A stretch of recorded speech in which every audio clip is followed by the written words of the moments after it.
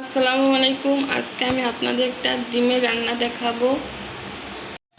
যারা নতুন শিখছেন তাদের জন্য পারফেক্ট। আজকে রান্নার জন্য লাগবে ডিম, আলু, পেঁয়াজ, মরিচ, টমেটো, তেল। স্কিপটা নিতে ভুলে গেছিলাম। প্রথমে তাওয়া গরম হওয়ার পরে দিয়ে দিয়েছি তেল। তেলের ভিতরে তেল গরম হওয়ার পরেই দিয়ে দিলাম পেঁয়াজ, মরিচটা ভাজা হওয়ার পরেই দিয়ে দিলাম আদা রসুন বাটা। তারপরে একটু পানি দিয়ে হলুদ মরিচ দিয়ে কষাইলাম।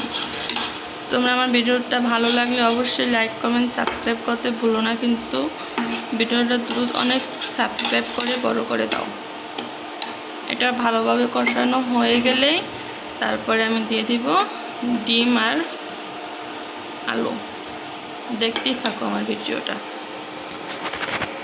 তারপরে দিয়ে দিলাম আলু দিয়ে নেড়ে।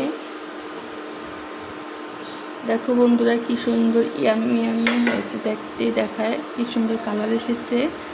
এখন আমি দিয়ে দিব ঢাকনা।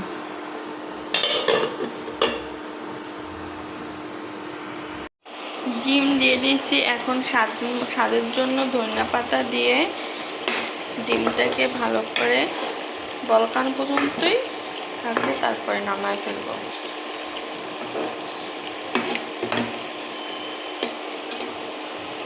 দেখো বন্ধুরা কি সুন্দর হয়েছে আমার ডিম রান্নাটা। তোমরা চেষ্টা করতে পারো। আমার ভিডিওটা দেখে অবশ্যই লাইক কমেন্ট সাবস্ক্রাইব করতে ভুলো না।